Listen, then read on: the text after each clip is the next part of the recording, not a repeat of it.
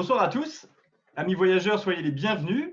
Je suis très heureux de vous accueillir pour une conférence ce soir avec Paul Guillon sur Caravage sur le thème de l'ombre et la lumière.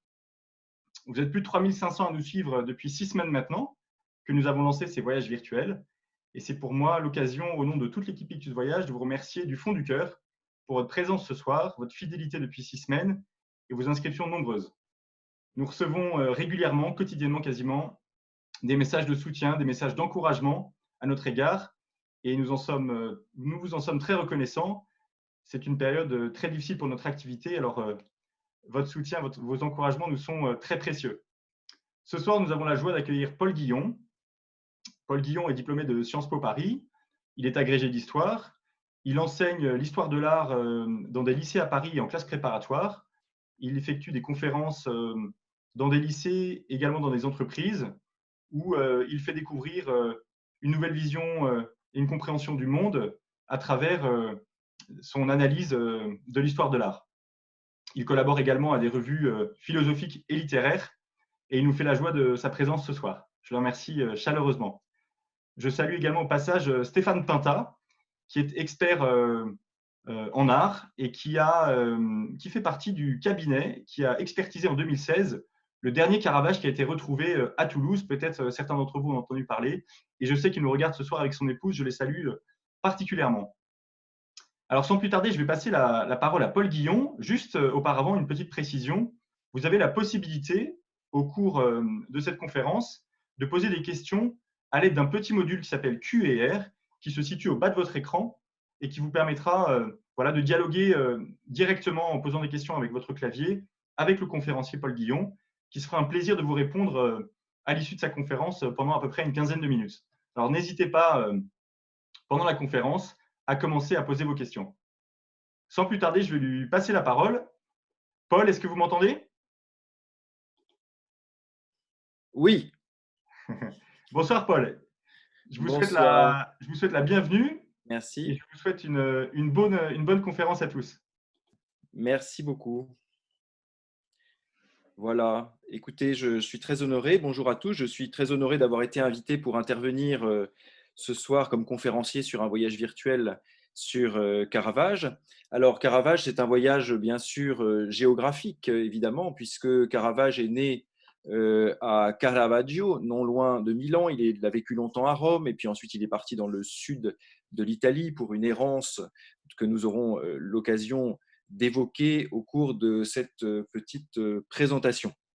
Alors, je vais essayer de vous mettre la première image et de partager le mieux possible ces images. Voilà, j'espère que ce sera bien pour vous. Voilà.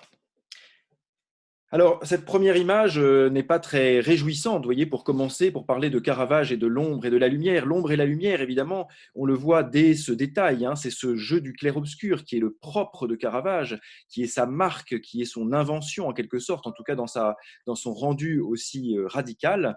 Mais aussi l'ombre et la lumière, nous le verrons dans cette conférence, c'est d'une certaine manière cette question du péché et de la grâce qui traverse Caravage, notamment à travers la question de ce clair-obscur. Alors, vous voyez cette image un peu violente pour commencer notre soirée d'un personnage qui a l'air plus vif, plus mort pardon que vif. Eh bien, c'est l'autoportrait du Caravage lui-même dans un détail d'un tableau qui est peut-être son dernier tableau. Et parfois, pour ressaisir la vie d'un homme et son œuvre, il peut être intéressant de commencer par la fin. Ce tableau où il se présente en réalité mort, c'est un détail là que je vous montre plus petit dans ce tableau d'ensemble. Alors, le sujet, je ne sais pas s'il est tellement nécessaire de le présenter plus avant à des habitués d'Ictus Voyage, c'est bien sûr David et Goliath. David tenant dans sa main la tête de Goliath qu'il vient de décapiter.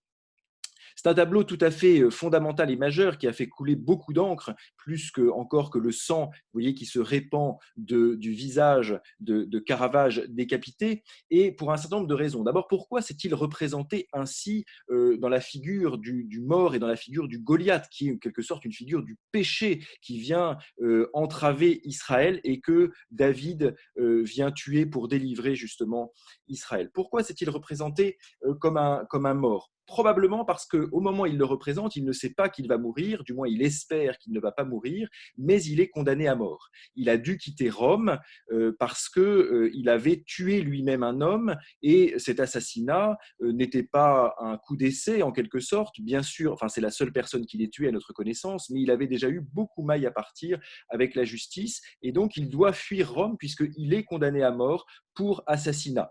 Il y a un petit livre chez Gallimard Découverte qui s'appelle Caravage, peintre et assassin, et effectivement, c'est cette déjà double vie du peintre, d'une certaine manière, que nous voyons là, puisque que fait-il? Il réalise ce tableau probablement pour rentrer à Rome et pour essayer de convaincre le pape qu'il pourrait être gracié. Et que dit-il là? Il dit, ben oui, voilà, je mérite la mort, j'ai péché, je mérite la mort, mais voilà, peut-être implore-t-il ainsi la grâce du pape. Ce tableau est intéressant aussi sur la vie de Caravage parce qu'au XXe siècle, on s'est dit, mais quand même, cette composition est un petit peu curieuse. Du temps de Caravage, on ne lui connaissait dans les sources écrites que des aventures féminines, mais quand on regarde ce tableau, on se dit que c'est un petit peu curieux. D'abord, il faudrait peut-être le comparer avec un tableau d'un de ses contemporains qui s'appelle Cristofano Allori. Et Cristofano Allori représente un autre épisode biblique qui est Judith et Holoferne. Et qui est Judith? C'est la maîtresse du peintre. Et que tient-elle dans sa main? En réalité, la main du peintre lui-même. Et donc, il se représente la tête dans les mains de sa maîtresse. Tant et si bien que certains historiens de l'art facétieux se sont dit, mais est-ce que ce ne serait pas peut-être la même chose ici? Est-ce que ce ne serait pas ce David qui serait, en fait, on sait probablement que le modèle qui a servi, c'est son jeune assistant qu'il avait dans les années précédentes à Rome, alors qu'il ne voyait plus probablement à ce moment-là, mais il le représente ici, et certains esprits peut-être un petit peu mal tournés disent que cette lame qui se retrouve là entre les jambes tenues à pleine main pourrait faire penser à des choses qui ne seraient peut-être pas tout à fait catholiques. Et donc, à partir de ce tableau, notamment au XXe siècle, dans la deuxième moitié du XXe siècle, on s'est dit probablement, peut-être, que Caravage, ici, d'une certaine manière, nous révèle son homosexualité et peut-être même un amour des jeunes garçons. Alors, je crois qu'au fond, tout cela est peut-être vrai, mais ce tableau est fondamental pour Caravage, l'ombre et la lumière. D'abord parce que vous voyez ce clair-obscur dramatique qui met en scène ce jeune David dans la beauté de la jeunesse et qui contraste avec la mort qu'il tient en quelque sorte entre ses mains. Mais c'est aussi parce que Caravage se présente effectivement tel qu'en lui-même, tel qu'on doit, je crois, le lire. Vous avez certaines lectures justement qui n'en font qu'une icône gay. Pourquoi pas? Bon, ça ne me convainc pas personnellement totalement, mais c'est sûr qu'il avait une vie sentimentale probablement un peu compliquée, en tout cas des femmes et peut-être aussi des hommes.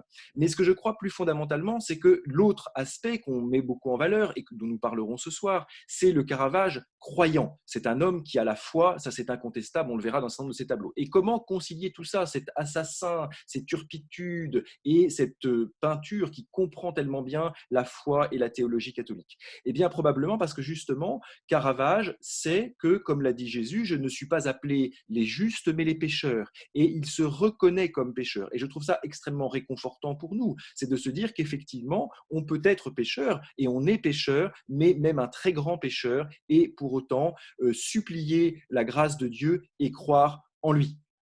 Alors, autre versant de son œuvre, justement, là c'est de nouveau quelqu'un qui tient un crâne dans sa main, un crâne dont vous voyez qu'il a vécu encore quelques temps supplémentaires puisqu'il n'est plus que des os, hein, et c'est évidemment un Saint François pénitent devant un crâne, donc il médite sur la mort, c'est un memento mori, et ce Saint François, là encore, a le visage de Caravage. Et vous voyez, c'est ce double visage d'une certaine manière, ce visage de celui qui est dans cette figure de pénitent mais croyant et qui s'identifie à la figure d'un grand saint, d'un des plus grands saints de l'Église, et en même temps, c'est celui qui se reconnaît comme pécheur dans la figure de Goliath. Alors, commencer par la peinture de Caravage, c'est évidemment aussi évoquer son incroyable génie pour représenter la réalité. Il est, après la grande période qu'on appelle le maniérisme, celui qui va revenir au réel et qui va être capable de le représenter d'une manière absolument admirable. On le voit dans cette nature morte, qui est une des toutes premières natures mortes de l'art italien, en tout cas. Il y a déjà quelques expériences dans les écoles du Nord, mais dans la peinture française, ce sera beaucoup plus tard. Et vous voyez que cette nature morte est d'un réalisme, d'un vérisme réalisme, pour être plus juste, absolument inouï. On s'est même amusé, là encore, au début du XXIe siècle, à modéliser les rapports de lumière, de profondeur, pour essayer de recréer cette image en 3D. Et on s'est aperçu que Caravage avait atteint une science, un génie tout à fait invraisemblable pour représenter cette coupe et cette corbeille de fruits. Et puis, il joue justement sur la réalité, puisque vous voyez que cette corbeille est en très léger déséquilibre sur le rebord du tableau. Nous ne savons plus tout à fait où est la limite entre le tableau et la réalité, et c'est comme si Caravage, par son talent absolument immense, nous faisait rentrer justement dans la réalité. Alors vous voyez que cette réalité, comme on l'a vu avec lui-même, il la conçoit bien comme étant en quelque sorte double, c'est-à-dire marquée par la vie, et c'est d'abord cette vie de ces fruits, de cette nature à profusion que nous voyons. Et si on s'approche un tout petit peu, et même de là on le voit, hein, on peut voir dans les détails que Caravage ne veut pas nous montrer une nature absolument idéalisée, mais il nous montre cette nature morte. Le mot français, évidemment, nous incline à voir qu'il y a quelque chose de périssable dans tout cela, mais cette nature morte, on voit là un trou de verre, on voit une maladie sur la feuille, on voit des grains qui sont trop mûrs et qui sont en train de pourrir. Et donc, Caravage tient toujours tout cela ensemble. Son vérisme, son réalisme, ce n'est pas de montrer uniquement ce qui est beau et charmant, mais c'est aussi montrer dans la réalité ce qu'elle a de fragile, de mortel, et peut-être de pas immédiatement belle. Mais qu'est-ce que l'art, si ce n'est peut-être pas simplement nous montrer ce qui est beau, mais nous révéler la beauté ou de rendre beau ce qui, de prime abord, ne nous paraissait pas intéressant et valable. Alors, cette corbeille de fruits, il la représente sous d'autres aspects, notamment dans les bras de ce jeune homme. Et ici, on a une sorte de signification qui se déploie. Vous voyez, ces fruits qui sont offerts, d'ailleurs, qui sont moins gâtés que la corbeille que nous avons vue juste avant, ces fruits sont en quelque sorte offerts à notre désir, comme peut-être ce jeune homme est offert à notre désir, ou en tout cas nous présente les lèvres entr'ouvertes une vision du désir, de la jeunesse, de cet élan de la jeunesse qui est désir. Alors il en a fait d'autres, ici c'est un Bacchus, c'est un de ses amis peintres, Mario Miniti, qu'il représente ici, et vous voyez, il nous présente ce verre de vin avec un génie pour représenter les transparences, les liquides, et de nouveau cette corbeille de fruits qui se déploie sous nos yeux.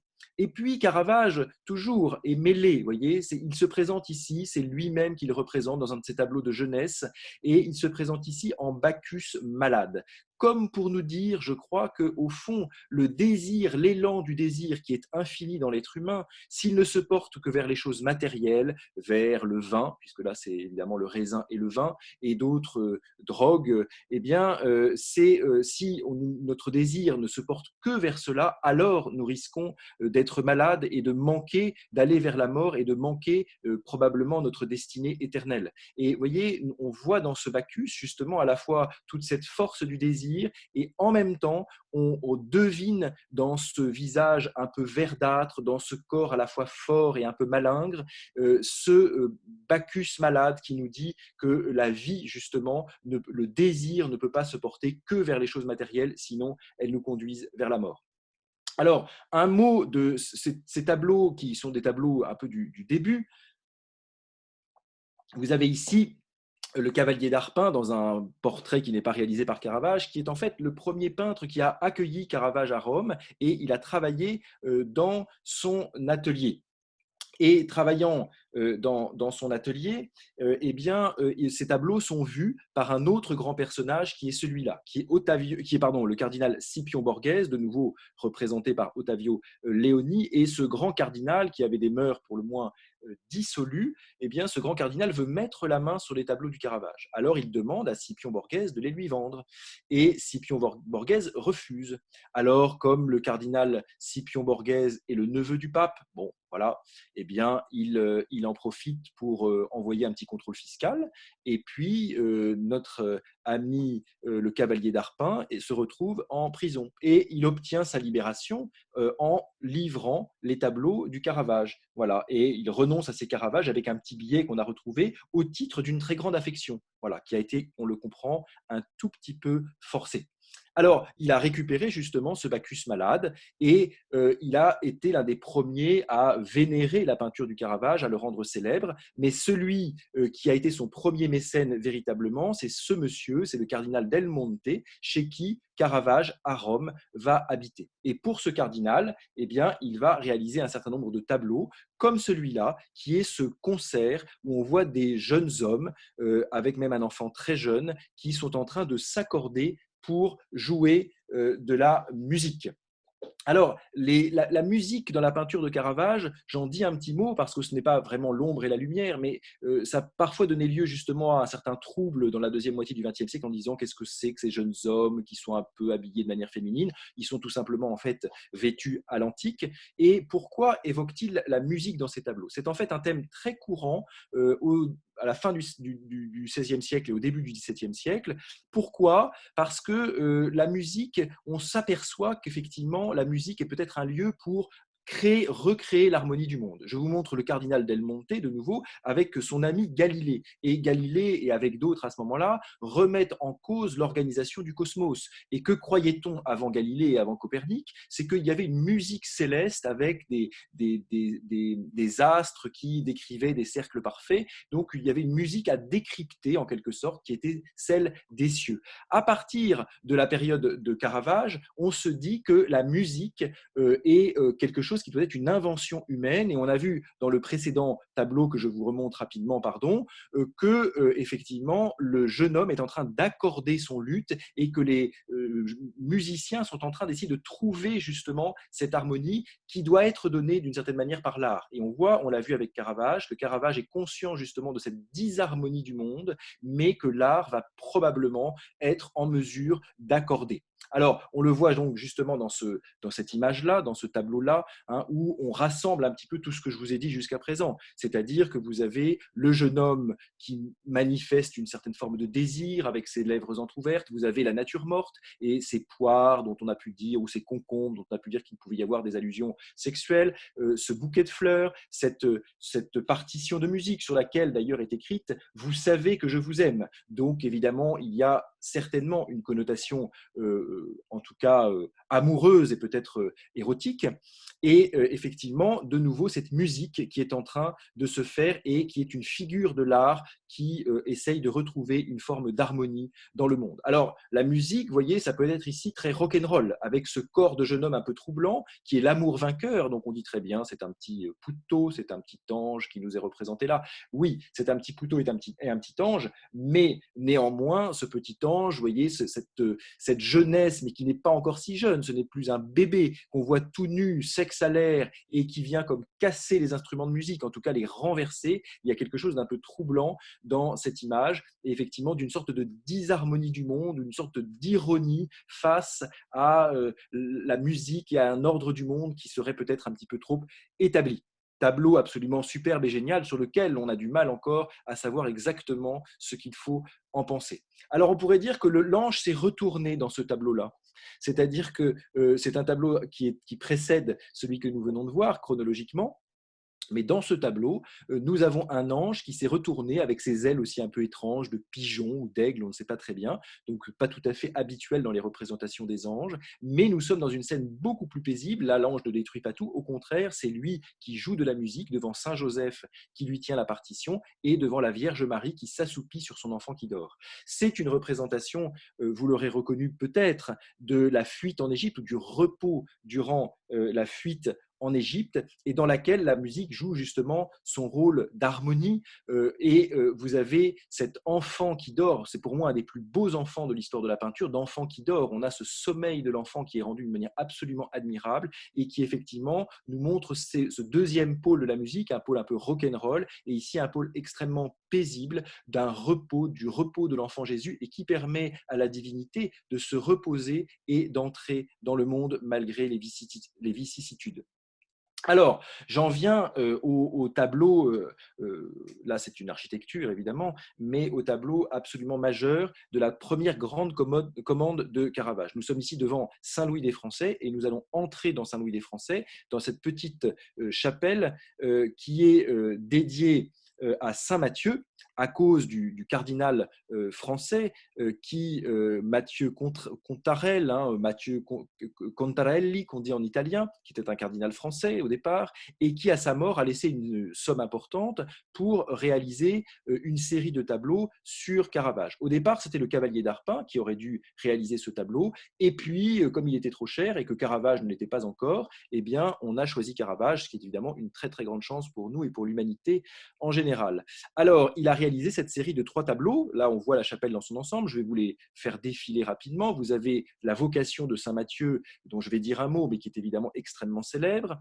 Nous avons ici l'inspiration de Saint Matthieu, le saint, une fois converti, et puis après la mort de Jésus, rédigeant son évangile, et puis à la fin, le martyre de Saint Matthieu, qui nous est rapporté dans quelques écrits tardifs, et comme tous les apôtres et les évangélistes, donc il a fini martyr, et Caravage essaye d'imaginer ce moment où pendant la messe, il est tué par son bourreau.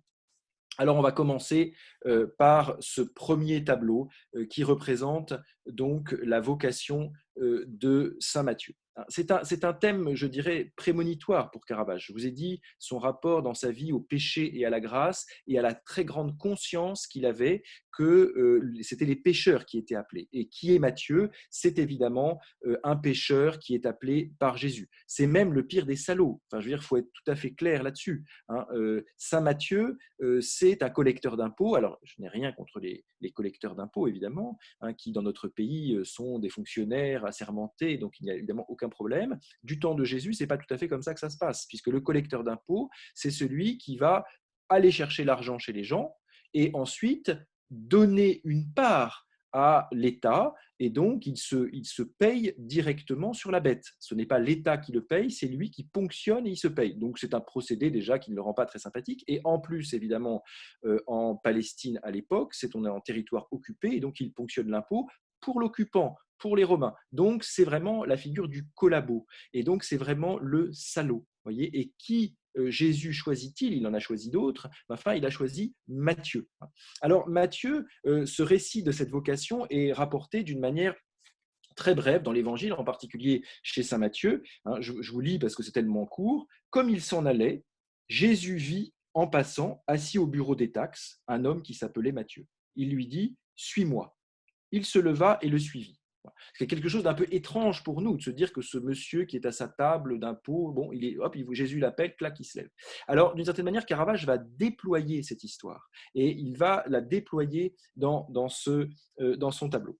Ce qui est d'abord très marquant, peut-être dans ce tableau, c'est l'opposition entre évidemment la droite et la gauche. À gauche, vous avez des personnages en vêtements contemporains de Caravage de la fin du XVIe siècle, et à droite, vous avez donc Jésus et Saint-Pierre qui sont en vêtements du 1er siècle, en tout cas tel qu'il les imaginait, avec cette sorte de toge. Que veut nous dire Caravage? Et ça, c'est extrêmement moderne, d'abord de représenter des scènes dans des habits modernes, c'était quand même un peu inhabituel pour un sujet biblique. Et puis, vous avez donc de choisir en plus cette disjonction entre le sujet biblique lui-même, enfin Jésus, et puis des personnages qui sont contemporains, c'est tout à fait original. Donc c'est bien sûr pour nous dire que Jésus, c'est le Jésus du 1er siècle, c'est bien Jésus qui est arrivé, mais qui appelle-t-il? Il appelle Matthieu, mais à travers Matthieu, au fond, il appelle tous les pécheurs tout au long de l'histoire. Et donc, il en fait une sorte de scène de genre, vous voyez, à gauche, dans un tripot, vous avez tous ces personnages, qui nous font penser, par exemple, à des scènes de genre comme celle-ci, où vous avez voilà, une diseuse de Bonaventure, ça c'est la version de Rome, mais vous en avez une aussi à Paris, et on se retrouve dans cette scène de tripot un petit peu de la même manière. Alors, dans cette scène, on s'est beaucoup demandé qui était Saint Matthieu. Alors, on pourrait prendre le temps de jouer à cela, et on peut se dire c'est le personnage central qui se montre du doigt. J'avoue que je l'ai longtemps cru que c'était lui. Est-ce que c'est plutôt celui qui regarde ses pièces?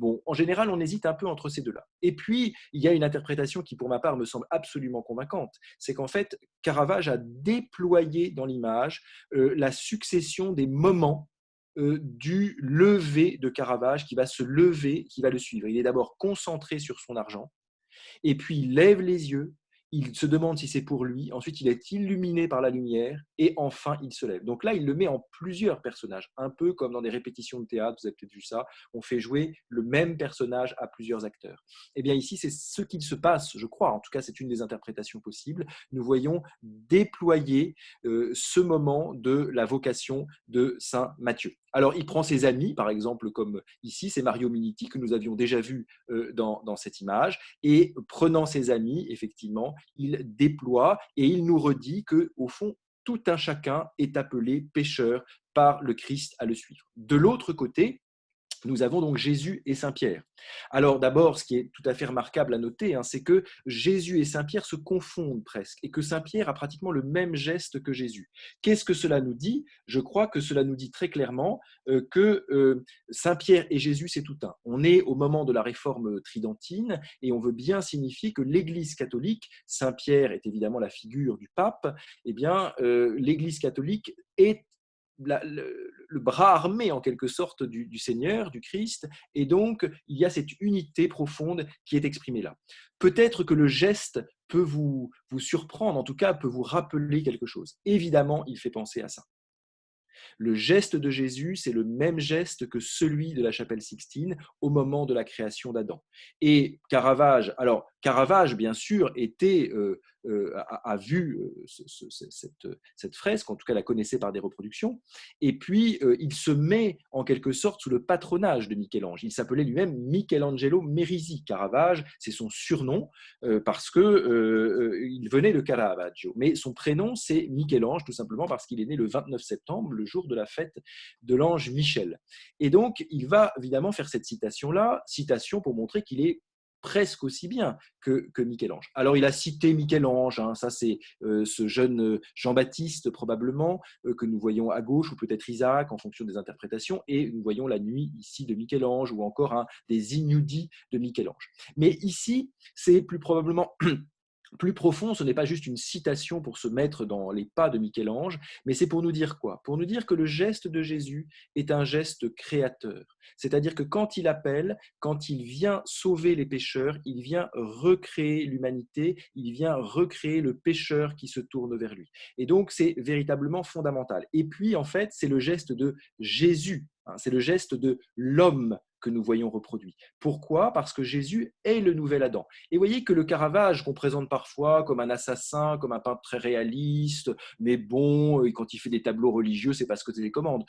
C'est des commandes où il comprend quand même ce qu'il peint, manifestement. Et je crois qu'il comprend tout à fait bien, et il est capable de déployer d'une manière extraordinaire la théologie chrétienne pour nous exprimer cela, cette dimension tout à fait magnifique qui est que le Christ vient recréer l'humanité par son incarnation et par sa passion et sa résurrection. D'ailleurs, sa passion est très légèrement esquissée. On a une sorte de fenêtre devant nous qui est au-dessus du Christ, qui est qui suggère, voyez, par son montant comme une croix. Très subtil, on peut dire oui, c'est ça. Bon, mais s'il l'a mis là, il y a peut-être quelque chose. Et puis, vous voyez la lumière, évidemment, qui vient de derrière lui et qui va toucher Matthieu, ce Matthieu déployé dans ses différents personnages. Alors, les conversions, c'est quelque chose, ça, qui touche beaucoup Caravage. Il en montre un certain nombre. Vous avez ici la conversion de Saint Paul, dont nous avons eu une première version qui a été refusée. Alors Saint Paul n'est jamais tombé de son cheval, comme vous le savez sans doute. Il y a 3 épisodes racontés de la conversion de Saint Paul dans les Actes des Apôtres. Il n'y a jamais question de cheval, mais ça met un effet de déploiement quand il tombe de plus haut, c'est quand même mieux. Bon, ici c'est un peu brouillon, un peu fouillis. On comprend que les commanditaires de Caravage aient désiré autre chose. Et il va faire quelque chose d'extrêmement simple, à la fois extrêmement brutal, et on est dans cette ombre et cette lumière. C'est-à-dire que la lumière, vous voyez, est projetée sur la matière même, sur ce cheval qui est la force brute. Et pourtant, dans la rencontre du réel, c'est là que Paul, Saül, à ce moment-là, se convertit. Et il devient comme un autre Christ, parce qu'il étend les bras au sol. On ne voit plus Jésus. Dans le précédent tableau, on devine un Jésus, vous voyez, en haut à droite, qui descend du ciel. Bon, très bien. Là, il n'y a plus besoin de le voir. On n'a que la lumière qui a représenté tout, qui a remplacé tout, la parole. Et puis, vous avez ces bras en croix de Jésus. Alors, de Saint Paul qui représente Jésus. Des conversions, il y en a des plus paisibles. J'avance un peu, mais ici, c'est Marie-Madeleine, vous voyez, qui laisse ses bijoux de côté, et ce n'est pas toujours violent chez Caravage. Vous avez ici cette Marie-Madeleine qui ressemble à s'y méprendre, c'est le même modèle que la Vierge que nous avons vue tout à l'heure. Extase peut-être de Marie-Madeleine. Je vous montre cette image qui a été montrée à Jacques Marandré dans une exposition récente, tout à fait intéressante, même s'il y a encore un peu des débats pour savoir si c'est exactement de la main du Caravage. Ce que je trouve fascinant, c'est qu'évidemment derrière, il y a ça. C'est Le Bernin a vu probablement ce tableau qui est probablement du Caravage, et pour montrer son extase de Sainte Thérèse d'Avila, eh bien, il s'inspire probablement du Caravage. Mais revenons à notre cycle et passons à notre deuxième tableau. C'est le tableau qui représente l'inspiration, non pas du poète, mais l'inspiration de saint Matthieu. Ce tableau-là avait eu aussi une première version. Alors cette première version, elle est là. Malheureusement, nous ne l'avons plus en couleur, puisque ce tableau a été détruit dans les bombardements de Berlin, mais il avait été quand même pieusement conservé, en tout cas acheté par un certain nombre de mécènes intéressés par ce tableau, même si les premiers commanditaires n'étaient pas intéressés par ce tableau. Alors parfois on lit des commentaires sur ce tableau, on lit des choses qui, pour ma part, ne me convainquent pas tout à fait.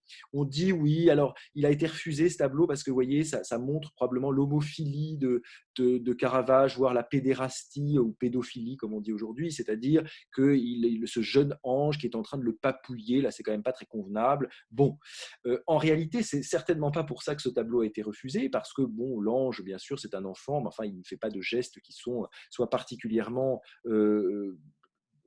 comment dire, malvenu, enfin érotique. Hein. Mais en revanche, ce qui a choqué probablement les commanditaires, c'est que le peintre nous montre un Saint Matthieu rusto. Il est pieds nus, et l'ange a besoin de lui tenir la main pour lui faire écrire, comme s'il ne savait pas vraiment lire et écrire, et comme si finalement Dieu, par son ange, venait lui dicter directement la parole de Dieu. Alors cette vision-là n'est pas une vision chrétienne. Dans d'autres religions, on prétend parfois que Dieu a dicté directement par son ange et que le prophète n'a eu qu'à écrire sous la dictée. Ce n'est pas la vision chrétienne, et donc il a dû ajuster et mettre une distance, vous voyez, entre l'ange et entre l'ange et le saint, pour montrer justement qu'il y a une liberté dans l'écriture du saint, que le saint a sa propre liberté pour écrire, même s'il est évidemment inspiré par Dieu. C'est une sorte, on dirait, une co-construction aujourd'hui, voilà. Mais les évangiles, c'est ainsi qu'ils sont conçus, et c'est d'ailleurs probablement pour ça qu'il y en a 4. Un seul ne suffit pas pour épuiser la parole de Dieu, les 4 non plus, mais les 4 nous montrent justement que la parole écrite n'épuise pas la parole de Dieu. Alors voilà, autre représentation d'un saint, je vous montre, qui est en train d'écrire, c'est Saint Jérôme, d'un tableau absolument admirable, qui est à Rome, à la galerie Borghese, et dont la matrice est probablement ce tableau-là. Je termine sur ce cycle de Saint Matthieu avec cette représentation du martyr. C'est probablement le tableau qu'il a peint en premier des 3, parce qu'il est dans un style un peu maniériste, on dirait peut-être improprement, un peu brouillon, un peu plus touffu en tout cas. Hein. Il représente donc ce martyr du saint. Ça me permet d'évoquer quelque chose de fondamental, évidemment, dans la peinture de Caravage, qu'on a vu dans mon introduction, c'est la violence qui s'exprime parfois dans la peinture de Caravage. Et d'ailleurs, c'est le seul tableau des 3 où le peintre s'est représenté lui-même. Alors, il y a ce cri, évidemment, hein, qui est tout à fait bouleversant, ce cri de l'enfant que reprend plus tard Caravage quand il se représente criant en tête de Méduse, ici, dans ce bouclier qui a été réalisé pour les Médicis. Mais, vous disais-je, ce cri qui dit l'horreur devant le mal qui s'exprime dans le monde et devant le meurtre et la mort, lui-même pourtant qui a été assassin est tellement conscient que cette violence est terrible, il se montre dans l'image. Où se montre-t-il? Voilà, je vous ai mis un petit cercle rouge pour que vous l'identifiez. C'est celui qui est le plus au fond, mais c'est celui qui regarde, vous voyez, presque dans les yeux, cette scène en train de se produire. Comme pour nous dire, vous voyez, le peintre, c'est celui qui doit la réalité en face, et la réalité la plus sombre, et le meurtre lui-même. Et ça donne dans ces tableaux, là je vous l'ai un petit peu grossi, ça donne dans ces tableaux des choses comme ça. Voilà. Ça, c'est Judith et Holoferne. Alors, je vous montre la version de Rome. Je sais qu'il y en a une version plus récente qui a été expertisée avec brio il y a quelque temps. Mais cette version de Rome, qui est peut-être la plus connue, hein, nous montre justement, là c'est Judith et Holoferne et sa servante, nous montre justement cette violence en train de s'accomplir, un peu comme ce que disait Jean Genet. Hein, il n'est d'autre source à la beauté que la blessure. Et on voit ici que pour Caravage, évidemment, la blessure et la violence est une source d'inspiration. Et je crois que cette citation de Jean Genet n'est pas tout à fait impropre, même s'il ne l'a pas dit à propos du Caravage. C'est que vous voyez que le sang qui gicle est ce sang qui est comme la couleur qui vient se répandre sur le blanc de la toile. Hein, nous avons le linge en dessous, alors la toile n'est pas forcément évidemment blanche au départ, mais vous avez cette couleur qui se répand et qui est comme déployée au-dessus dans des mises en scène tout à fait typiques de Caravage, avec ce jeu de contraste de lumière et d'ombre à nouveau, mais par ce drap rouge, vous voyez, qui se répand au-dessus et qui accentue l'aspect théâtral et dramatique de cette scène avec la servante qui a manifestement quelques comptes à régler avec la masculinité. Voilà, et c'est ça dont nous avons la matrice déjà ici dans ce tableau, toute cette violence, et qu'on va revoir dans beaucoup de tableaux. Il y a beaucoup de têtes tranchées ou de têtes sur le point d'être tranchées chez Caravage. Il y a beaucoup de martyrs chez Caravage, bien sûr, parce que c'est le lieu du don, hein, et le lieu de l'expression d'une forme de sainteté, évidemment, mais c'est probablement aussi parce que c'est un thème qui le touche particulièrement. Alors, ce que je trouve fascinant dans l'art de Caravage, c'est qu'on ne lui connaît pas de tableau de crucifixion. Mais on lui connaît en revanche beaucoup de tableaux qui tournent autour du sujet. Ici, c'est évidemment le sacrifice d'Isaac, et donc le sacrifice d'Isaac qui préfigure le sacrifice du Christ. Dans ce moment suspendu où l'enfant, le cri de l'enfant est terrible, ne sait pas qu'il va être sauvé en réalité. Et ce moment se suspend du salut. Nous avons ici cette tête de Saint Jean-Baptiste tranché, portée par Salomé, thème qu'il a beaucoup déployé, exprimé dans différents tableaux. Et de nouveau, Saint Jean-Baptiste, évidemment, est la figure qui prophétique, la dernière figure prophétique qui annonce le sacrifice du Christ lui-même. Mais nous ne voyons pas le sacrifice du Christ dans le tableau du Caravage. Nous voyons Saint Pierre, le sacrifice de Pierre. Très intéressant parce que Saint Pierre, c'est justement celui qui n'a pas voulu être crucifié dans le même sens que le Christ parce qu'il ne se sentait pas digne. Et on sent que le Christ montre toute cette violence et il dit que ça parle du sacrifice du Christ. Mais il reste un tout petit peu à distance. Ce qui est admirable dans ce tableau-là, vous voyez, c'est la figure du mal qui devient anonyme. Hein. Les bourreaux, on ne voit pas leur visage. On voit leurs fesses, on voit leur dos, il y a un visage dans l'ombre, mais ça dit aussi cet anonymat du mal et le fait que le mal rend anonyme, justement, dépersonnalise en quelque sorte, alors que la figure du saint, elle, est en pleine lumière, de nouveau, l'ombre et la lumière.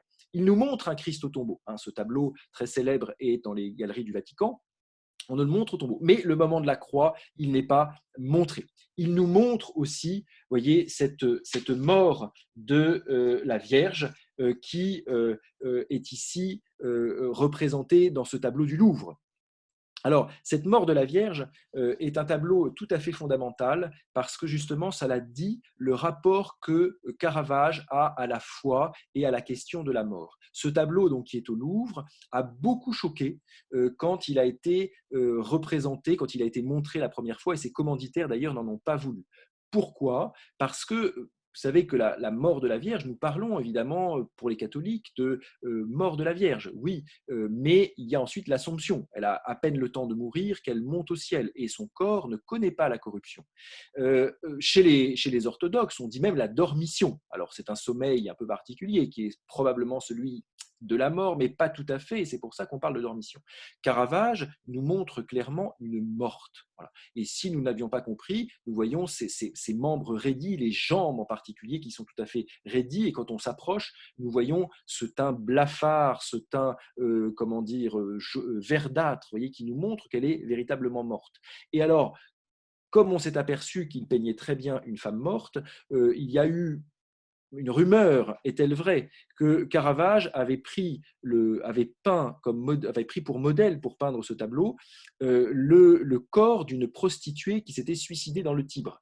Donc évidemment, pour représenter la Vierge, ça fait un peu désordre. Vous voyez, non seulement elle est vraiment morte, mais en plus, si ça est vrai, vous voyez, c'est quand même un peu problématique. Mais pour Caravage, c'est absolument fondamental justement de montrer que le Christ, il ne le montre pas, je le répète, même s'il le montre au tombeau, mais il ne le montre pas crucifié, mais le Christ est véritablement mort, et que la mort, c'est sérieux, et que le christianisme n'est pas une sorte de petite philosophie gentille qui vous dit c'est pas grave, il est passé de l'autre côté, tout va bien. Non, la mort, c'est la mort, et la mort, c'est terrible. Et donc, si le Christ a connu la mort, la Vierge a connu la mort, ce qui n'enlève rien au fait qu'elle ait pu être montée avec son corps au ciel. Mais il la montre vraiment morte et il montre cette tristesse, cette douleur à quoi conduit la mort. Et donc, ils ne font pas semblant. Et on le voit, quand on voit ici devant, c'est probablement Marie-Madeleine qui est en train de fondre en larmes. Vous voyez, on ne montre même pas son visage dans une figure antique d'une certaine manière, où on disait, pour montrer la douleur la plus grande, on ne voit plus le visage, on cache son visage. Et les apôtres sont pareils. Regardez ici, vous avez probablement un des apôtres, peut-être Saint-Pierre, qui sont tous à pleurer à chaudes larmes et à cacher leur visage. Et donc, Caravage veut véritablement nous dire, la mort, c'est la mort. Et comme chrétien, il ne faut pas en faire justement un acte de profanation pour dire, voilà, vous voyez, mais Caravage prend des libertés. Il prend des libertés, mais je crois qu'il prend des libertés en chrétien. C'est-à-dire qu'il veut montrer qu'effectivement, la mort est véritablement la mort. Et alors, il peut peindre ça.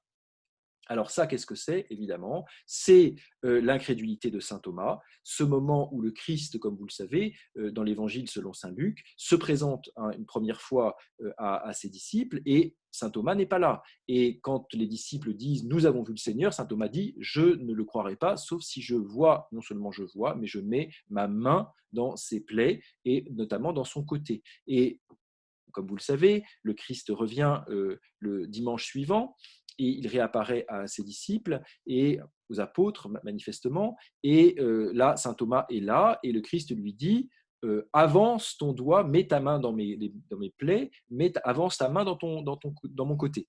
Alors, on ne sait pas si, en fait, saint Thomas a mis les mains dedans. Un certain nombre d'exégètes, plutôt majoritaires, me semble-t-il, pensent qu'il n'a pas mis les mains dedans et que ça lui a suffi. Et d'ailleurs, c'est la raison pour laquelle le Christ lui dit « Heureux ceux qui croient sans avoir vu et non pas heureux ceux qui croient sans avoir touché ». Mais pour Caravage, il y a quelque chose d'absolument fondamental de manifester à la fois la mort et de manifester la résurrection de la chair. Et pour montrer la manifestation de la résurrection de la chair, il le montre en mettant vraiment les doigts dedans. On peut comparer avec un tableau de Salviati, vous voyez, qui a une cinquantaine d'années plus ancien, et donc peut-être Caravage a vu. Vous voyez, là, c'est une petite danse sympathique, chacun étant dans des tenues acidulées et joyeuses. Et donc, évidemment, on ne touche pas, mais en plus, on se contorsionne gentiment.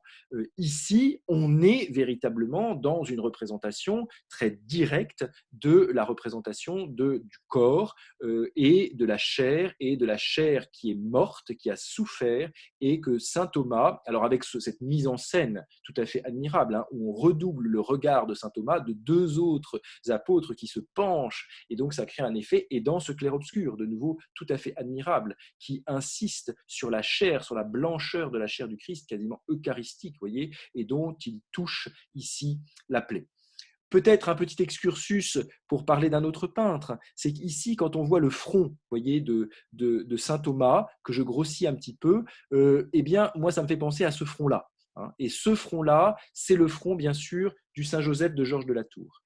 Peut-être simplement pour nous faire prendre conscience que s'il n'y avait pas eu Caravage, évidemment, il n'y aurait pas eu Georges de la Tour. Et que le clair-obscur, évidemment, ne se limite pas à Caravage. Il y en avait déjà avec Léonard de Vinci, et il y en a eu après lui, notamment chez Georges de la Tour, qui a vu Caravage. Mais la grande différence avec Caravage, c'est que la lumière est intérieure. La lumière, il y a une source intérieure de lumière que nous voyons avec cette bougie, qui crée une douceur probablement plus grande et des sujets qui sont souvent moins tragiques, ou en tout cas moins visiblement tragiques que ceux que présente Caravage. Mais effectivement, tout ça, c'est toute cette lignée qui vient de cette source qui est Caravage lui-même et qui est en particulier ce tableau qui est une très grande foi dans l'incarnation, et donc on peut représenter Jésus parce qu'il s'est incarné, et qui est aussi une grande foi dans la résurrection de la chair. Alors cette résurrection de la chair, il la montre encore dans d'autres tableaux. Ici, c'est les disciples d'Emmaüs, que vous aurez probablement reconnu, le sujet, sans doute connaissez-vous pour beaucoup le tableau. Ce tableau est à l'Ancien Galerie de Londres, c'est la première version qu'il est donnée de ça, et vous voyez, c'est son cheminement d'une certaine manière vers Jésus. Nous avons la nature morte, nous retrouvons la nature morte devant, qui est elle aussi en déséquilibre. C'est pratiquement la même que celle que nous avons vue au tout début de notre parcours, voyez. Et puis on s'avance de ces choses justement qui sont désirables et que l'on a envie de posséder et de goûter et dont on a envie de jouir. Cela nous conduit vers le Christ et vers le repas ultime qui est celui du Christ. vous avez ce Christ imberbe, tout à fait étonnant, hein, dans une représentation très originale, qui renoue avec des représentations antiques. Caravage les connaissait-il? Peut-être. On voit des choses comme ça à Ravenne. Et puis, vous avez cette mise en scène très grandiloquente avec ce témoin, ce disciple d'Emmaüs qui ouvre ses bras tout grands, hein, et qui crée ce qu'on appelle un raccourci en peinture qui montre que Caravage est aussi, même s'il ne le montre pas toujours, un grand génie de la perspective. Et puis, nous avons cette deuxième version, qui est la version de la Pinacothèque Brera de Milan, qui a personnellement ma préférence, mais ça, vous avez le droit d'aimer les deux. Moi, j'aime évidemment beaucoup les deux. Celle-là, je la trouve plus austère, plus directe, avec un Christ effectivement barbu, qui correspond peut-être mieux à nos canons, c'est peut-être ça qui me rassure, voyez-vous, mais aussi avec des disciples d'Emmaüs dont les gestes sont moins théâtraux, où c'est un petit peu moins grandiloquent. On a celui de gauche qui ouvre légèrement les mains, et on a celui de droite qui se cramponne à la table. Dans ce tableau, moi, ce qui me bouleverse, et je vous le partage, c'est l'aubergiste et sa femme, qui ont l'air absents en dehors de ce qui se passe. C'est-à-dire qu'ils se demandent ce qui se passe, ils le regardent, mais un peu pour l'aubergiste comme, je dirais, un mécréant qui se rend à la messe et qui se dit « Non mais qu'est-ce que c'est que ce cirque ?» Franchement, hein, bon, à quoi vous croyez là, hein? Alors la femme, elle est tellement prise par son travail et par la souffrance de son quotidien qu'elle n'arrive pas à voir. Et ça, je trouve que c'est très beau, hein, de mesurer qu'effectivement, pour s'ouvrir à la fois aussi, il y a tellement de gens qui souffrent et qui peuvent parfois rencontrer le Christ dans la souffrance, mais qui parfois, c'est tellement, tellement lourd et ils sont marqués par tellement de soucis du quotidien que c'est difficile. Mais l'autre, l'aubergiste masculin, je le trouve tout à fait saisissant avec sa trogne rouge, parce que voilà, il touche le Christ, un peu, je le répète, comme ces gens qui rentrent dans des cathédrales pendant une messe et qui se disent bon, bah, très bien, tout cela est bien beau, mais au fond, qu'est-ce que ça me dit tout ça, hein? Et bien là, c'est ça, hein. Qu'est-ce que c'est que ce bonhomme, voilà. Et je trouve que cette confrontation, ce toucher entre la foi et un regard qui n'est pas un regard de foi, je trouve ça absolument admirable et saisissant de compréhension de l'humanité. Alors voilà le tableau par lequel j'ai prévu de finir. Donc votre pensum s'achève. Eh bien, vous avez ici un tableau très célèbre du Caravage qui s'appelle la Madone des Pèlerins ou la Madone de Lorette. Que voyons-nous ici? Nous voyons une femme qui a probablement été la maîtresse de Caravage. Vous voyez là encore cette ambiguïté. Il n'est pas le premier à représenter sa maîtresse en Vierge Marie, hein. C'est un grand standard de l'histoire de l'art. Mais enfin, sa maîtresse ou probablement même une prostituée qu'il représente avec l'enfant Jésus dans ses bras. Et vous avez devant deux pèlerins qui s'agenouillent. Alors, qu'est-ce que c'est que cette Madone de Lorette? On a commandé à Caravage ce tableau parce que la Madone de Lorette, c'est théoriquement à Lorette, enfin ce qu'on raconte, un miracle de la maison de Nazareth qui est arrivé, qui a volé dans les cieux pour échapper aux musulmans et qui s'est retrouvé à Lorette et qu'on vénère toujours d'ailleurs à Lorette. Alors Caravage a enlevé la maison, etc. Il a gardé juste un pilier, qui est une sorte de pilier retrouvé dans une rue de Rome en quelque sorte, et puis cette Vierge qui sort, qui semble comme sortir pour rendre visite aux pèlerins et pour s'approcher d'eux et pour leur montrer l'enfant Jésus. Alors, ce tableau est d'abord admirable de réalisme, avec ses pieds nus, voyez, et ses pieds sales, qui sont les premiers pieds dégoûtants qu'on a montrés dans l'histoire de la peinture. Caravage en a fait d'autres, hein, on l'a vu peut-être avec les bourreaux qui mettaient à mort Saint-Pierre. Ici, on a de nouveau ces pieds qui sont noirs et qui nous font entrer dans le tableau. Toujours cette idée chez Caravage que, évidemment, le Christ se montre aux pécheurs, et là, pas forcément des pécheurs invétérés, mais en tout cas qui sont marqués par la saleté du monde et par le quotidien, et avec des vrais corps. Bon. Et il y a une sorte de mise en abîme dans ce tableau, enfin qui n'est pas qu'une sorte, c'est une mise en abîme. C'est-à-dire que, d'une certaine manière, Caravage nous montre ce qu'est un tableau de dévotion, mais il nous met l'image de dévotion et il nous met les pèlerins devant, nous invitant nous-mêmes, bien sûr, à nous projeter dans ces pèlerins pour nous approcher de la Vierge. Avec ce contraste très beau, on a pu parler de chiasme, c'est une figure de style littéraire, hein, qui oppose différentes figures. Il y a une opposition, vous voyez, entre les courbes de Jésus et de la Vierge et ces formes un petit peu plus saccadées, ces lignes brisées des pèlerins, et à la fois une opposition et en même temps qui joue dans une harmonie absolument admirable. Mais que nous dit Caravage dans cette mise en abîme? Parce que nous voyons les pèlerins et nous les voyons comme devant un tableau. C'est-à-dire que nous avons le tableau qui est délimité par la colonne d'un côté et par la marche en dessous, avec ce trait de lumière qui souligne en blanc la délimitation. Donc c'est à la fois comme une apparition de la Vierge dans Rome, et c'est aussi peut-être l'image du tableau de la Vierge Marie devant laquelle les pèlerins peuvent prier. Et je crois que c'est un acte de foi de Caravage dans la peinture et dans le fait que dans la dimension, dans la tradition catholique, on a accepté de représenter les saints, Jésus lui-même, et dans des figures parfois triviales, en tout cas avec Caravage. C'est que oui, Dieu s'est incarné, donc nous pouvons le représenter. Et donc, le représentant, véritablement, il se rend visible par la peinture. Croire à l'incarnation pour un peintre comme Caravage, c'est croire qu'effectivement Jésus s'était fait un homme à bien des égards comme les autres, et en tout cas rencontrant les pécheurs, et que par la peinture, il peut prolonger justement cette incarnation et nous permettre de prier, de contempler, de voir la beauté, en tout cas d'approcher le divin et la divinité. Je vous remercie.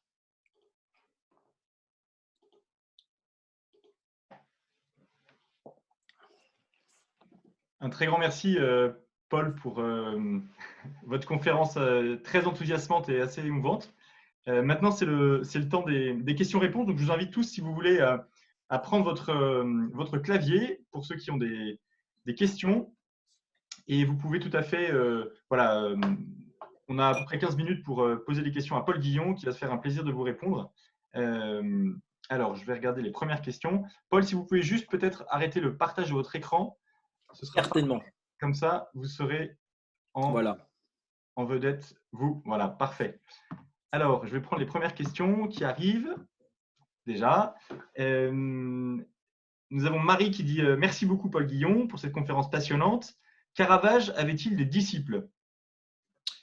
Alors, il a eu des disciples, je dirais, après sa mort. Il a eu des amis pendant sa vie. J'ai montré, par exemple, Mario Minetti, qui est un jeune peintre moins connu, enfin jeune, qui était jeune, un peu plus jeune que Caravage, et donc qui a travaillé avec Caravage à un moment donné. Mais Caravage avait un caractère, comme vous l'avez compris, assez irascible et pour tout dire impossible. Et donc, bon, les envies de meurtre qui sont parfois passées à l'acte ont fait que ses relations avec les autres n'étaient pas forcément évidentes. Et donc, il a eu des aides d'atelier. Par exemple, j'ai montré ce jeune aide d'atelier qui a servi probablement de modèle à David, mais il n'a pas eu véritablement de disciple qui est de son vivant repris sa peinture. En revanche, après sa mort, il est mort jeune, donc à 39 ans, il est mort, donc je ne l'ai pas dit, hein, mais il est mort, on ne sait pas très bien pourquoi, de maladie peut-être. Il approchait de Rome et le pape avait levé sa condamnation, mais il ne l'a jamais su vraisemblablement. Et puis il est mort de maladie de fièvre, semble-t-il, à Porto Ercole, non loin de Rome. Mais donc à sa mort, eh bien, un certain nombre de peintres se sont mis à peindre comme lui, à sa manière. Et donc, c'est ce qu'on a appelé les caravagesques, mais qui n'ont jamais eu de relation personnelle avec lui. Nous avons une question de Claude qui demande si Caravage a peint plus de scènes de la Bible que de scènes ordinaires. Ah, alors là, il faudrait regarder tout l'œuvre peinte. En fait, il représente quand même, je pense, davantage de scènes bibliques. Hein, ça, c'est très clair.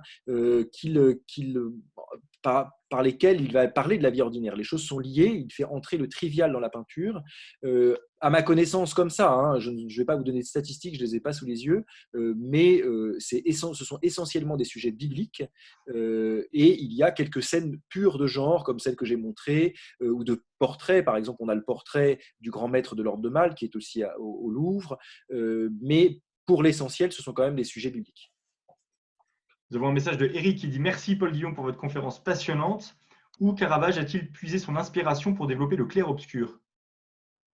Alors, c'est une bonne question. Je ne suis pas sûr qu'on ait véritablement de réponse, parce que c'est la marque des très grands génies, c'est tout d'un coup de faire une innovation disruptive, si vous voulez. Le clair-obscur, je vous l'ai dit, existe notamment chez Léonard de Vinci, mais c'est un clair-obscur qu'on appelle souvent, qu'on lit en tout cas au sfumato, c'est-à-dire on fait des ombres qui créent une douceur. Chez Caravage, c'est extrêmement théâtral et c'est comment dire, très spectaculaire et très clivé. Et donc, à ma connaissance, hein, ce clair-obscur original, alors il a peut-être emprunté en partie au Lombard. Il y a déjà des petites choses qui se font, mais dans cette manière aussi radicale de le présenter, il en est l'inventeur. Alors nous avons Farouk qui dit pas tellement une question, mais une remarque sur la position des membres inférieurs de la Vierge de Lorette. Elle semblerait en déséquilibre, les pieds croisés, suit la pointe d'un pied. Absolument, tout à fait. Alors, la Madone de Lorette est en déséquilibre, ce qu'on appelle un contrapposto. c'est-à-dire qu'elle se tient sur une hanche et en même temps, elle appuie sur un pied, mais elle est en équilibre sur l'autre jambe. Alors, c'est une figure très traditionnelle, en fait, depuis la Renaissance, au moins depuis Raphaël. On a cette invention du contrapposto, peut-être même que c'est Léonard de Vinci qui l'a inventé. Bon, là, les spécialistes se disputent dans sa figure de Léda, mais c'est tout à fait traditionnel pour donner un élément de vie, justement, pour créer une impression de vitalité, de mouvement dans quelque chose qui risquerait d'être statique, et donc, de fait, elle est en déséquilibre. Nous avons Nicole qui nous dit: après avoir écouté Monsieur Guillon, son enthousiasme, je n'ai qu'une envie, mieux connaître les peintures de Caravage. Quel est le meilleur livre qu'il conseille?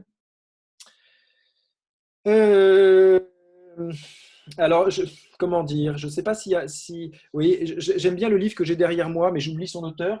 C'est chez Azan, voilà, c'est Sibylle Herbert Schlerer. Chez Azan, je trouve que ce livre est plutôt bien, mais il est un peu gros.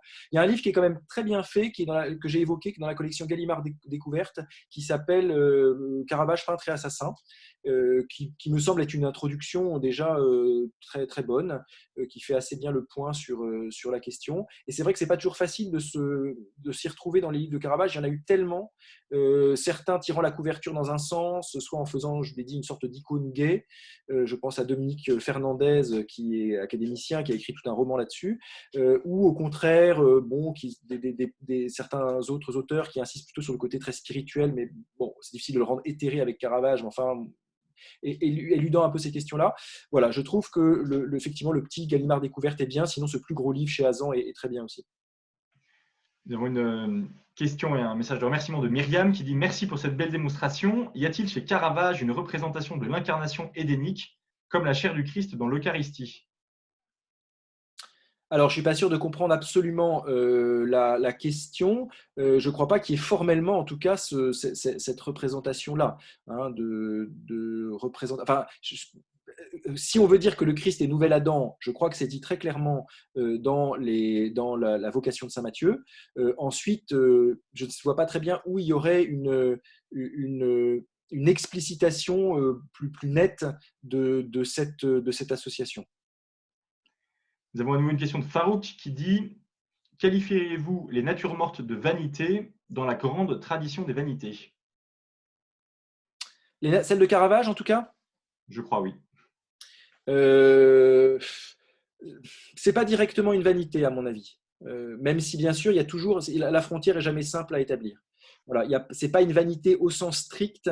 Il n'y a pas de crâne, il y a pas, enfin, il manque quelques éléments, mais c'est à un moment donné où c'est indistinct. C'est-à-dire que cette tradition des vanités, elle se déploie un peu plus tard. Elle se déploie en gros 50 ans plus tard dans les écoles hollandaises et ensuite françaises.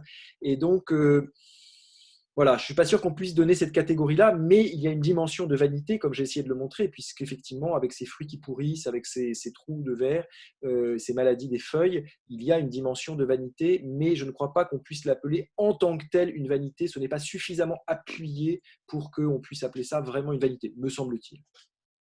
Une autre question: et les pèlerins devant la Madone de Lorette ne me semblent pas agenouillés sur quelque chose, mais plutôt dans le vide?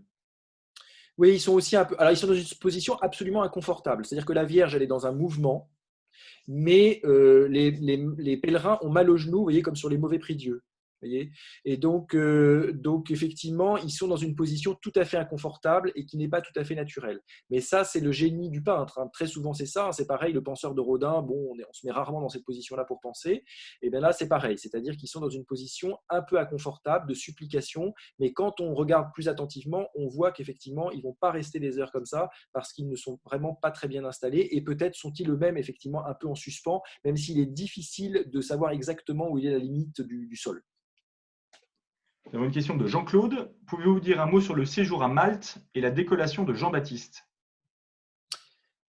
Alors, sur le séjour à Malte, c'est parce qu'il fuit probablement, enfin il fuit la colère pontificale, qu'il parvient à devenir chevalier de grâce, comme on dit, c'est-à-dire qu'il n'a pas ces quartiers de noblesse dans l'ordre de Malte, c'est un peu subtil, il y a ceux qui sont nobles et ceux qui ne le sont pas.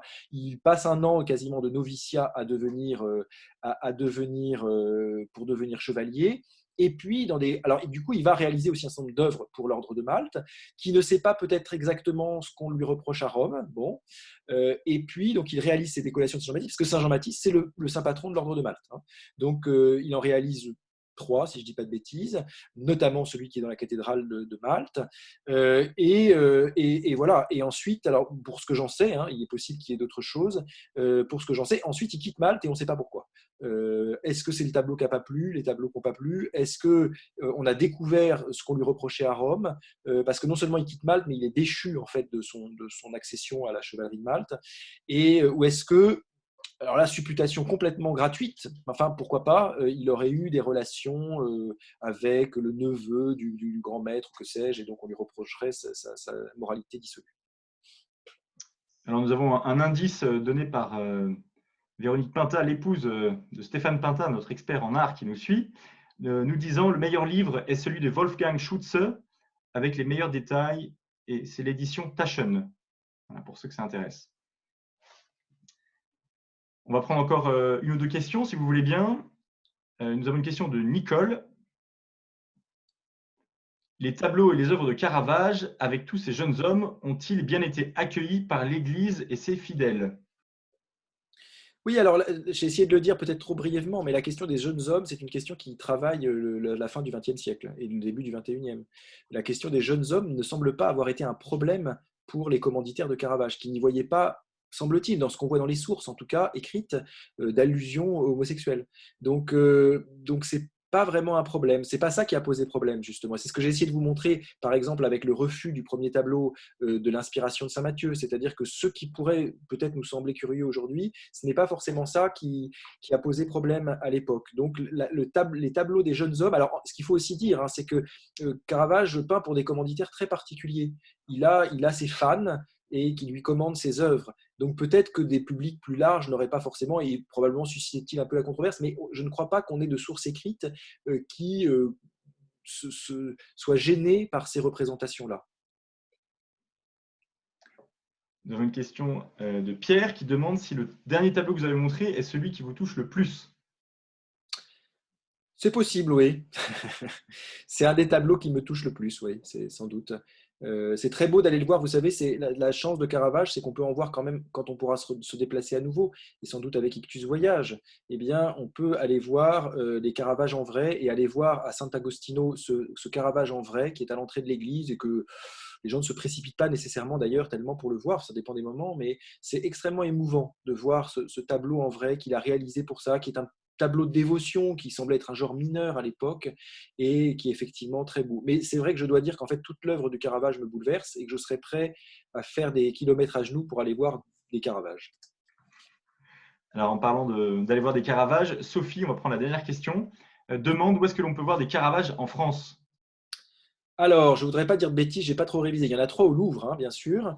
Il y a une diseuse de Bonaventure, un portrait du grand maître Alov de Vignacourt et son aide. Et puis, vous avez la mort de la Vierge qui n'est pas dans un excellent état, mais enfin, c'est quand même des tableaux formidables.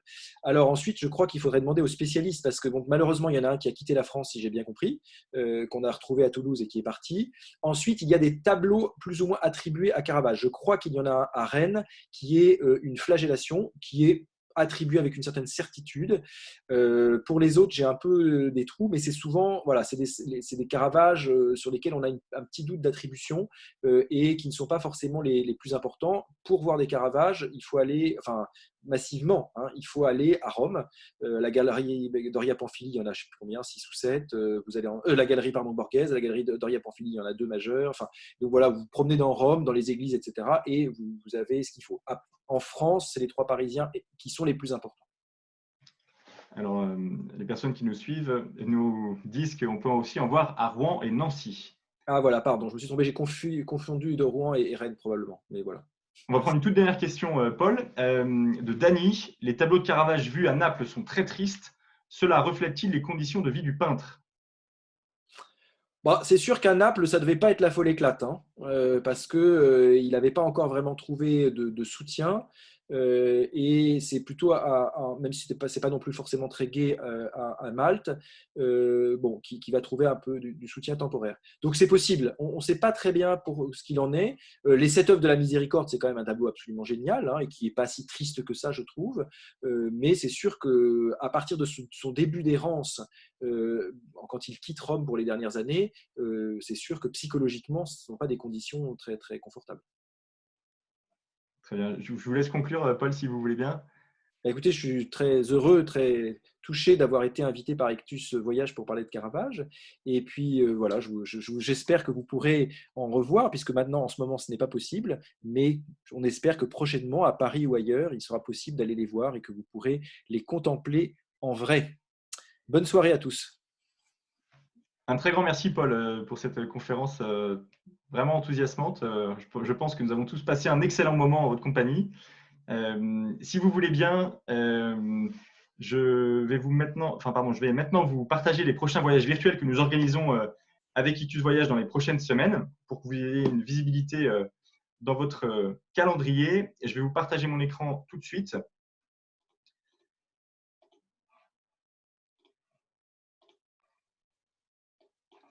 Voilà, alors donc vous voyez les prochains voyages virtuels que nous organisons. Vous pouvez dès à présent aller vous inscrire sur notre site internet www.ictusvoyage.com. Je tiens simplement à préciser que les 3 derniers qui figurent sur votre écran ont été confirmés ce matin, donc ils seront en ligne dès demain. Demain, nous vous invitons à partir en Syrie avec Marc Fromager, qui est l'ancien directeur de l'aide à l'Église en détresse, sur le thème élan de vie et d'espoir, avant d'espérer pouvoir y retourner physiquement prochainement. Mercredi 27 mai, Rénal Sécher, que certains d'entre vous connaissent déjà, nous invite à parler, à discuter, à réfléchir et à échanger sur le thème de la chouannerie. Jeudi 28 mai, Julien Saladou, qui est guide conférencier depuis 5 ans maintenant, vous propose un itinéraire sur les chrétiens sous la Révolution, et nous évoquerons notamment la figure des prêtres qui ont été de nombreux martyrs avec des religieux, des religieuses dans cette période trouble de notre histoire. Mercredi 3 juin, Marie-Pascale Jacot, que certains d'entre vous connaissent également, nous emmène à Naples et en Campanie pour une promenade en Italie.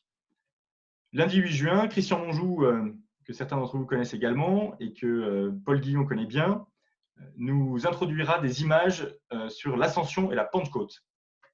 Mercredi 10 juin, Rénal Sécher nous emmènera en France pour un itinéraire autour de Sainte-Jeanne d'Arc. Et nous essayons de penser à monter également un voyage physique, concret, en octobre ou novembre avec Rénal Sécher, justement sur ce thème autour de Sainte-Jeanne d'Arc, pendant 4 ou 5 jours. Enfin, jeudi 11 juin, Tigrane Yegavian, qui est journaliste et qui est guide et qui participe à la rédaction de la revue Conflit, revue de géopolitique, nous emmènera en Arménie à la découverte de ce berceau du christianisme. Comme vous pouvez le constater, nous avons essayé d'organiser ces voyages virtuels plutôt en fin de journée pour que vous puissiez, avec ce déconfinement qui est arrivé, voilà, avoir un petit peu plus de chance de regarder ces voyages virtuels. Je vous invite vraiment à continuer à vous inscrire sur notre site internet, à continuer à nous encourager, à nous soutenir dans cette période qui est très difficile pour notre activité. Et voilà, encore une fois, nous sommes très sensibles vraiment à vos messages d'encouragement qui, finalement, sont un de nos moteurs. Je vous remercie beaucoup de nous avoir suivis ce soir. J'espère que vous avez passé un bon moment en compagnie de Paul Guillon. Et je vous dis à très bientôt, j'espère. Au revoir.